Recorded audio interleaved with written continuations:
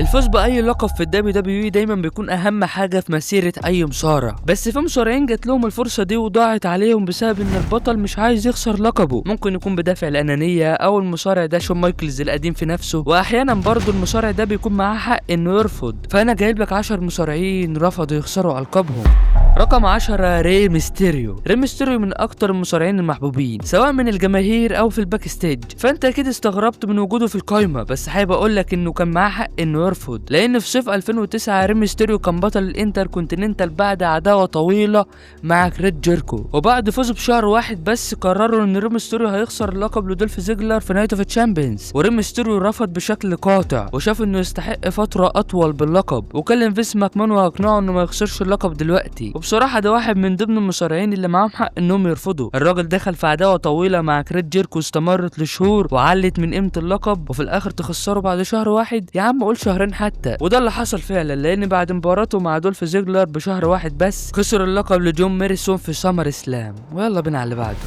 رقم 9 هالك هوجن. طبعا مستحيل فيديو زي ده ما يكونش فيه هالك هوجن، اقصد هالك هوجن. يلا يا عم اي خدمه، علشان بس في واحد قبل كده قال لي انت يا اسطى مش عارف تنطق اسامي المصارعين، اسمه هالك هوجن مش هوجن ومش عارف ايه. يا عم ولا مزعلك، وشكرا يا اسطى من كل قلبي انك قلت لي المعلومه الفشيخه دي، بجد ما كنتش اعرف. المهم هالك هوجن رجع للدبليو دبليو اف في سنه 1993، لان قبلها تقريبا كان بيصور افلام والشغل ده. وقتها بقى يا معلم بريت هارت كان بطل الدبليو دبليو اف، خلينا نقول بطل الدبليو دبليو اي علشان الاف دي مش ظابطه معايا. المهم كان هو الوجه الجديد للشركه والجماهير كانت بتعشقه وما كانش ناقصه اي حاجه. ولما هالك هوجن رجع الدبليو دبليو اي قررت تعمل ماتش كبير، الاسطوره وبطل الدبليو دبليو اي والوجه الجديد بريت هارت ضد هالك هوجن، وبريت هارت هو اللي هيفوز علشان نلمعه اكتر. ولكن طبعا هالك هوجن يعترض ويرفض ويقول لماكمان انا مش مقتنع ببريت هارت، ومش مقتنع كمان انه يقدر يشيل الشركه، وانا مش هخسر قدام الواد ده. اقول لك على حاجه، انا مش هلعب ضده اصلا وهبقى بطل الدبليو دبليو اي. انت بتتكلم جد؟ علشان بعدها في ريسل مانيا 1993 بريت هارت يخسر اللقب قدام يوكوزونا بالغش، وبعد الماتش مباشره يدخل هالك هوجن وبطريقه مبتذله، بطريقه فيك، بطريقه مصطنعه وكرنج وقرف، يتحدى يوكوزونا ويلعب ضده ويفوز وياخد اللقب. المهم بريت هارت قال ان هوجن رفض يخسر له، ورفض كمان يشتغل معاه، وحس ان مجهوده كله راح على الفاضي. ولحد النهارده بريت هارت بيصف هالك هوجن انه شخصيه زباله واناني. رقم 8 جون سينا. جون سينا معروف انه كان بيستخدم سلطته في الباك ستيج وبيرفض حاجات كتير وبيدفن مصارعين والشغل ده، ولو مش عايز تتقبل ده براحتك، بس هي دي الحقيقه. المهم في 2010 جاك سواجر كسب الماني ان ذا بانك، وفريق الابداع بداوا يتكلموا ويقولوا احنا نخلي جاك سواجر يصرف الحقيبه على جون سينا. بس جون سينا اول ما سمع الكلام ده رفض بشكل صريح وقاطع، قال لا يا باشا انا مش هخسر للواد ده. وبعدها جاك سواجر صرف الحقيبه على كريس جيركو وبقى بطل الوزن التقيل. بس اعتقد ان سينا كان معاه حق يرفض ولا ايه؟ حاسس ان المره دي جون سينا كان معاه حق، لان بصراحه شايف ان بدري قوي على جاك سواجر، ولا انت ايه رايك؟ قول لي في الكومنتات. ويلا بينا على اللي بعده. رقم 7 ستون كولد ستيف اوستن. ستون كولد من الشخصيات اللي في الباك ستيج مش وحش خالص ومش اناني والكلام ده كله، بس فينس ماكمان كان مصمم يخلي تريبل اتش الهيل الاول في الشركه. وفي صيف سنه 1999 الدبليو دبليو كان عندهم خطط ضخمه لتريبل اتش، وخططوا ان تريبل اتش هيكسب لقب الدبليو دبليو اي الاول في مسيرته في المين ايفنت العرض سمر اسلام اللي كان فيه ستون كولد ستيف اوستن بيدافع عن لقب الدبليو دبليو اي ضد تريبل اتش ومانكايند في تريبل ثريت ماتش. والمفروض ان تريبل اتش كان هيكسب، ولكن ستون كولد ستيف اوستن ما كانش مرتاح لده، هو شايف ان ده بدري قوي على تريبل اتش وانه مش صح يكون بطل في الوقت الحالي. ووقتها كان في عدد كبير من الجماهير اتفقوا مع ستيف اوستن عن طريق يعني المنتديات على الانترنت، علشان في ناس هتسال انا عارف. المهم في الاخر ما رضوش يزعلوا اوستن وقرروا ان مانكايند هو اللي هيفوز، وفي الاخر مانكايند فعلا يفوز علشان بعد 24 ساعه يخسر اللقب لتريبل اتش. وستيف اوستن وتريبل اتش كملوا عداوتهم وبجد عملوا شغل عالي قوي، واعتقد ان ستون كولد ستيف اوستن غير رايه لانه كان مبسوط بشغله مع تريبل اتش. رقم 6 شون مايكلز. مايكلز في التسعينات رفض يخسر مرات كتير، وواحدة من المرات دي كانت في اكتوبر 1995 لما رفض يخسر لقب الانتركونتيننتال لدين دوجلاس. ودين دوجلاس قال ان الخطة كانت ان مايكلز هيخسر لقب القارات ليه، وقال ان مايكلز كان عنده مشاكل معاه ومش شايف ان انا في مستواه والكلام ده كله. وبعد الكلام ده مايكلز اتصاب ومش هيعرف يصارع ولا يدافع عن لقبه، فاللقب يتسحب منه ويسلموه لدين دوجلاس، وخسر اللقب بعدها اصلا ب10 دقايق تقريبا علشان يكون هو صاحب الرقم القياسي كاقصر فتره بلقب القارات، اللي هو يا ريته ما اخد اللقب يا عم، حرام عليكم. وواحده برضه من المرات اللي مايكلز رفض يخسر لقبه فيها كانت 1996 لما رفض يخسر لقب الدبليو دبليو اي ضد فيدر، علشان بعدها فيدر يخرج من صوره المين ايفنت.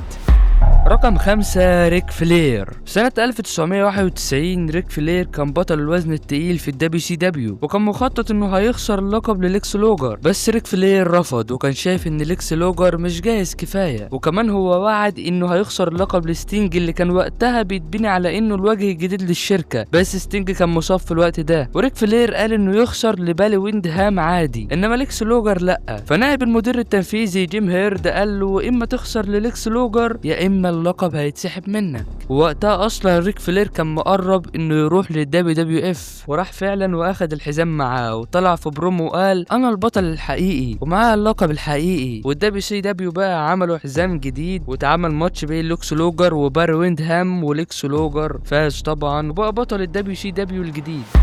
رقم 4 بريت هارت. طبعا انت سمعت عن خيانة مونتريال، فهتكلم عليها سريعا كده وباختصار. في 1997 كان عقد بريت هارت قرب ينتهي مع الدبليو دبليو اي، وكان جاي له عرض كبير من الدبليو سي دبليو، فماكمان طلب منه انه يخسر اللقب قدام شون مايكلز في مونتريال، فطبعا بريت هارت رفض وقال له انا اخسر اللقب في اي عرض غير ده، لان مونتريال بلد بريت هارت، وقال له انا اخسر برضه قدام اي حد باستثناء شون مايكلز، لان كان في خلاف ومشاكل كتير بين بريت هارت وشون مايكلز في الباك ستيج. وبعدها ماكمان وافق وقال تمام، بس هو كان خايف ان بريت هارت يعمل معاه زي اللي ريك فلير عمله مع الدبليو سي دبليو، ياخد اللقب ويروح للدبليو سي دبليو. ففينس ماكمان خطط هو ومايكلز علشان مايكلز يحاول يخدع بريت هارت، وماكمان يأمر الحكم بدق الجرس وإنهاء المباراة لصالح مايكلز علشان يتسمى الحدث ده بخيانة مونتريال. وبريت هارت قال للجماهير انه رايح للدبليو سي دبليو، وبس دي الحكاية باختصار. رقم 3 ذا هونكي تونك مان. ايه الاسم الخرا ده؟ المهم ده بطل القارات الاطول حكما في تاريخ الدبليو دبليو اي قبل ما يجي الاستاذ جونتر ويكسر الرقم ده ويكون هو اطول بطل قارات. المهم فينس ماكمان طلب من هونكي انه يخسر اللقب لراند سافيج، بس هونكي رفض ده لان الماتش هيكون على قناة NBC وهيشوفوا عشرات الملايين من الناس، وكان شايف ان الخسارة دي هتضره علشان لو حب يروح مكان تاني مثلا زي دبليو سي دبليو فلو فاز وضعه هيختلف. وفي الاخر المباراة انتهت بالعد الخارجي وهونكي احتفظ باللقب، وبعدها ب6 اسابيع بس راند سافيج بقى بطل الدبليو دبليو اي، وهونكي خسر في سمر اسلام ضد التيميت واريور.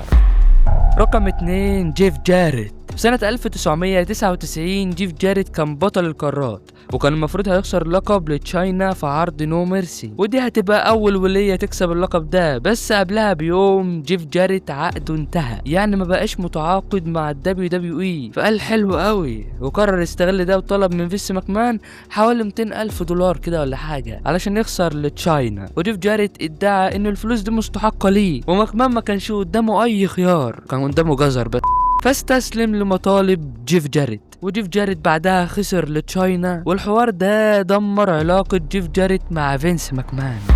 رقم 1 شون مايكلز. في ريسلمانيا 13 كان المفروض شون مايكلز هيدافع عن لقبه ضد بريت هارت، بس طبعا الماتش ده ما حصلش، وبريت هارت لعب ضد ستون كولد ستيف اوستن في ماتش ايقوني، بس الخطه الاصليه كانت ان شون مايكلز هيدافع عن لقب الدبليو دبليو اي ضد بريت هارت في المين ايفنت ريسلمانيا 13، يعني ماتش يعادل ماتشون في ريسلمانيا 12. وبريت هارت قال في كتابه انه كان مخطط ان هو اللي هيفوز، وده فعلا اللي كان هيحصل، بس مايكلز طلع قبل ريسلمانيا وقال انه انه مصاب في ركبته وهيبعد شويه والمعلم اتنازل عن اللقب. طبعا كلنا عارفين ان كان في مشاكل شخصيه بين شون مايكلز وبريت هارت في الباك ستيج. الكلام بقى اللي اتقال من مصارعين كتير خلف الكواليس ان ايوه شون مايكلز عنده مشاكل في ركبته من زمان، بس التوقيت ده بالذات، ومايكلز كمان قبلها باسبوع ما شكاش من ركبته بعد ماتش كان لعبه، وجاي دلوقتي تقول لي انا في حاله سيئه جدا ومش عارف ايه. فده شكك ناس كتير فيه زي ما قلت لك بسبب التوقيت الغريب وعدائه الشخصي مع بريت هارت وشخصيته الزباله في الباك ستيج. وده الماتش الوحيد اللي معانا يعني مش مؤكد، ولكن هو بنسبه كبيره ده اللي حصل. وبس كده، ده كان فيديو النهارده. يعني فاضل تعمل لايك وشير وتشترك وتفعل بتاع الجرس ده علشان يوصلك كل جديد. وسلام.